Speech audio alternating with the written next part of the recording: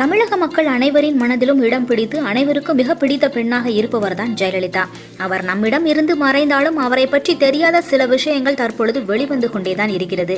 அவ்வாறுதான் அவருக்கு மிகவும் பிடித்த பெண் பற்றி தற்பொழுது தகவல் ஒன்று வெளிவந்திருக்கிறது. அது வேறு யாரும் இல்லை, 1999 வருடத்தில் டிவியில் ஜேவை பேட்டி எடுத்த மும்பையைச் சேர்ந்த சிமிதான். இவர் டிவி நிகழ்ச்சி தொகுப்பாளர், நடிகை, தயாரிப்பாளர், இயக்குனர் என பாலிவுட் சினிமாவில் உயர்ந்தவர். அவர் எடுத்த அந்த பேட்டி அப்பொழுது ஜெயலலிதாவிற்கு மிகவும் பிடித்துவிட்டதாம்.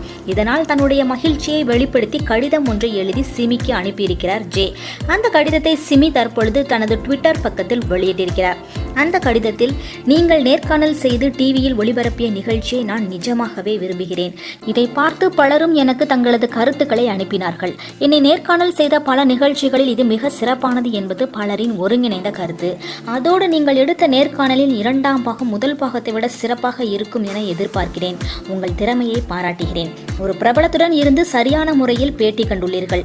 நான் அப்போது பாடிய ஹிந்தி பாடலை டிவியில் பார்த்து ரசித்தேன் என கடிதத்தில் ஜெயலலிதா கூறியுள்ளார். 18 வருடங்களுக்கு முன்பு நடந்த இந்த நிகழ்ச்சியை சிமி தற்பொழுது வெளியிட்டுள்ளார். இவ்வாறு ஜேவிற்கே பிடித்த அந்த நேர்காணல் வீடியோ இதுவரை நீங்கள் காணவில்லை என்றால் இதோ உங்கள் பார்வைக்காக. It's my pleasure. I have watched your political career over the years. It's been a very brave journey. More dramatic than any film script, hasn't it? It's been a tempestuous life and career. You've been through trials, triumphs, crises. How is it that you've never shown fear or anger or any other emotion? And I know you must have them. Yes, of course. I'm human like everyone else. I do experience emotions. And I wouldn't be normal if I didn't experience feelings of anger and other emotions.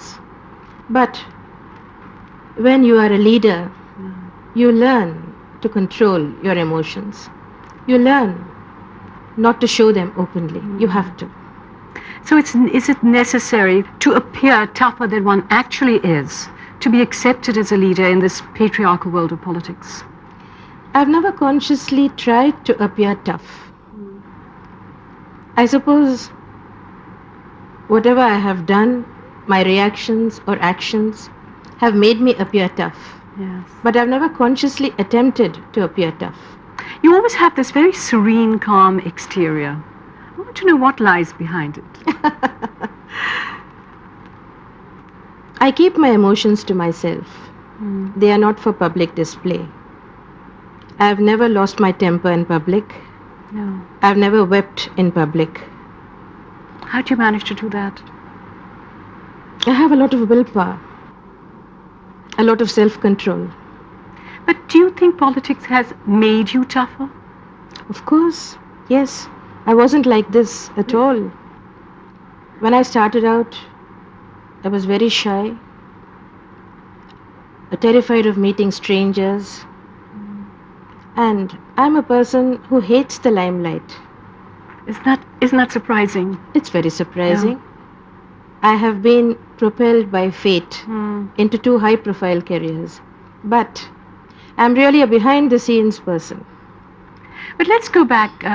Do you think your childhood has a bearing on your present life and your present personality? None at all. I was brought up in a very traditional way by my grandparents. I was born into a Tamil Brahmin family, an Iyengar family. And I was brought up in a typical orthodox way.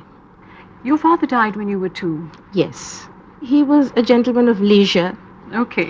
My grandfather, that is my paternal grandfather, was the palace surgeon in the court of the Maharaja of Mysore. And he had built up a great fortune. But my father squandered away the family fortune.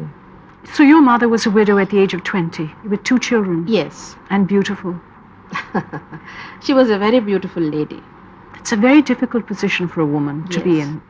How did she subsequently enter films?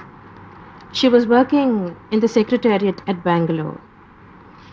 I had an aunt, my mother's younger sister, who was a very bold and adventurous sort. She first became an air hostess. That was considered something very daring. Very daring in those days. Very daring and adventurous in those days. And after that, she became an actress. Since my aunt was already working in films, a number of producers and directors used to come home to see her. So they happened to see my mother. They were struck by her looks. So, mother received a number of film offers, and that's how she came to films. When you were in Bangalore, your mother was in Madras. You were about 4 years old. When I was 4, the family shifted to Madras. And here, mother became so busy working in films that my brother and I were left entirely to the care of servants. So she thought this was not a healthy atmosphere to grow up in. So from the age of 6 to 10, for 4 years, I was in Bangalore living with my grandparents and separated from my mother. Was the separation hard? I missed her terribly. Did she visit you often? She visited me whenever she could, but that wasn't very often. And I remember when I was about 5, she had come to Bangalore to see us. And I always used to cry whenever she left. So she used to put me to sleep.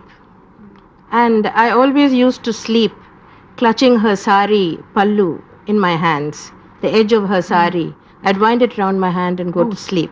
Tight like this? Yes, very tight. So my mother found it impossible to get up and leave.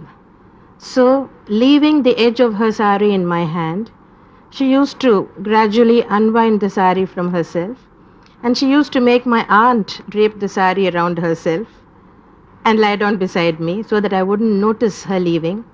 And then, of course, when I woke up and found that mother was gone, I used to cry and cry and cry, and I would be inconsolable for about 3 days. Then, of course, there was school and other activities, so I'd get over it. But I remember that during all those 4 years I was in Bangalore, I was pining for my mother every minute, every second. You may say that the childhood doesn't have a bearing on one's life. Psychologically, Georgie, it does. You know, Perhaps. and it carries through in life. When I look back on my life, I seem to have spent so little time with my mother. I've never really been satiated with the kind of love I expected and wanted and needed from my mother because there simply wasn't enough time. I did come to Madras to live with her from the time I turned 10, from 10 to 16. But then mother was so busy. She used to leave in the mornings before I woke up. She used to leave for work. And most days she would come back only after I'd gone to sleep. I remember once I'd won the first prize for an English essay I'd written at school. And I was so anxious to show this essay to her and show her the prize I'd won. I stayed up long past my usual bedtime. It was, I think, midnight when mother came back, and she found me sleeping on the sofa in the living room. So she asked me what I was doing there, why I wasn't in my bedroom. Then I was holding the prize I had won and my notebook with my essay in my hands. I was clutching them. So I showed them to her. So that is one of my treasured memories. You were studying in a convent, weren't you? Yes. The days I spent at school were the happiest, most normal days of my life. Did you have the normal schoolgirl dreams and crushes and things like that? Yes, indeed. I remember having a great crush on Nari Contractor, The cricketer? the cricketer. Okay. I used to go to test matches just to watch him.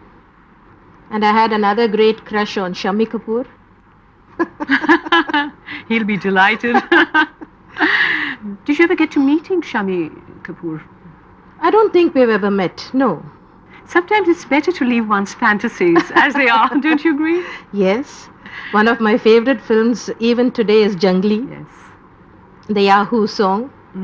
What is your all-time favorite song?